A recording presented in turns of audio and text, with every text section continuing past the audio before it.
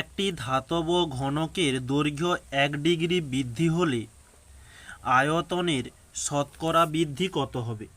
তো ধরি ঘনকের ধারের দৈর্ঘ্য, যে ঘনকের দৈর্ঘ্য সরাসরি লিখে দিচ্ছি, দৈর্ঘ্য এ একক, তাহলে আয়তন কত হবে? আয়তন ঘনক এর সূত্র হয়ে থাকে দৈর্ঘ্যের কিউব, এটা হচ্ছে আয়তনের সূত্র, এত ঘন একক, এটা হচ্ছে প্রথমে ছিল। তাহলে সেখান থেকে 1% বৃদ্ধি হয়েছে, তাহলে এখানে লিখব পরবর্তী দৈর্ঘ্য এ ছিল, সেখান থেকে এ ইন্টু 1/100, মানে 1%, পার্সেন্টের অর্থ ভাজিতক 100।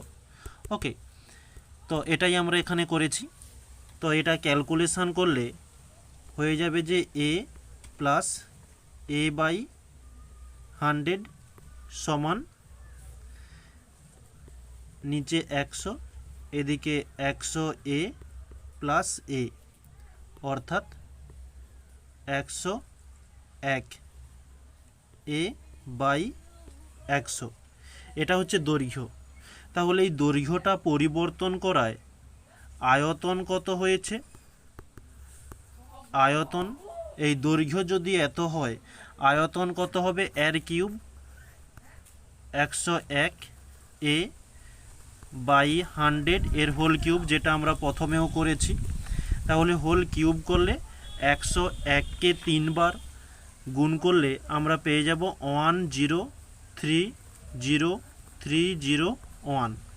তার সঙ্গে এ কিউব বাই 100কে 3 বার গুণ করলে যে 1-এর পিঠে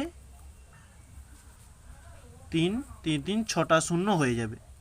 ওকে, তাহলে এটি হচ্ছে আয়তন। তাহলে আয়তন কতটা বৃদ্ধি পেয়েছে? আয়তন আগে ছিল এ কিউব, সেখান থেকে হয়েছে এই মানটি। তাহলে কতটা পার্সেন্ট বৃদ্ধি পেয়েছে সেটা আমরা নেক্সট পেজে নির্ণয় করে নেব। যে আয়তন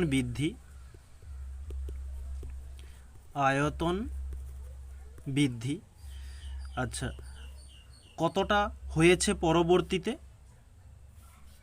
যে 1030301 এ কিউব বাই 1-এর পিঠে 6টা শূন্য। এখান থেকে আমরা এ কিউব মাইনাস করলেই পেয়ে যাব কতটা বৃদ্ধি পেয়েছে। বাই কার সাপেক্ষে আমরা নির্ণয় করছি?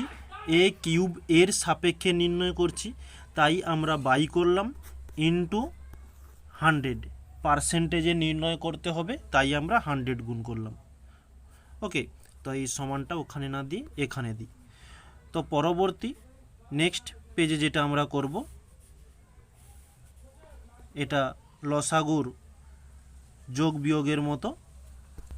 এখানে আমরা বিয়োগ করব, যে নিচে 6টা শূন্য, উপরে এদিকে 1030301 এ কিউব, এদিকে গুণ হয়ে ওই 6টা শূন্য আবারও আসবে, এত এ কিউব বাই নিচে এ কিউব যেমন ছিল থাকলো, এত ইন্টু 100, এটাও থাকছে, এটাকে ব্র্যাকেটের মধ্যে পার্সেন্টেজ দিয়ে রাখি। ওকে, এত পার্সেন্ট। তো নেক্সট পরবর্তীতে এই উপরের সেটটা মাইনাস করলে আমরা ওখান থেকে পেয়ে যাব 30301 এ কিউব, আর নিচেই যে 1-এর পিঠে 6টা শূন্য ছিল, ওই 6টা শূন্য নিচে চলে আসবে, 3 3 3 6, তার সঙ্গে নিচে তো এ কিউব আছেই, এ কিউব ইন্টু 100। তো উপরের দুটো জিরো, নিচের দুটো জিরো কেটে গেল, এ কিউব কেটে গেল, তাহলে থাকছে আমাদের কেবলমাত্র এই সেটটাই। তো নেক্সট পেজে 30301 301 বাই 1 পিঠে 6টা ছিল, সেখান থেকে 2টো কমে গিয়েছে, তাহলে হয়ে যাবে 4টি। ওকে, এত পার্সেন্ট। তাহলে এখানে রয়েছে 4টি শূন্য, তাহলে আমরা উল্টো দিক থেকে 1 2 3 4 4টি সংখ্যার পর দশমিক দিয়ে দেবো। ওকে, তো এটাই আমরা পরবর্তী পেজে করতে যাচ্ছি যে 3.0301 এত পার্সেন্ট, এটাই হচ্ছে আমাদের অ্যান্সার হবে। এর যে এই 3.0301 এটাই আয়তন বৃদ্ধি হয়েছে।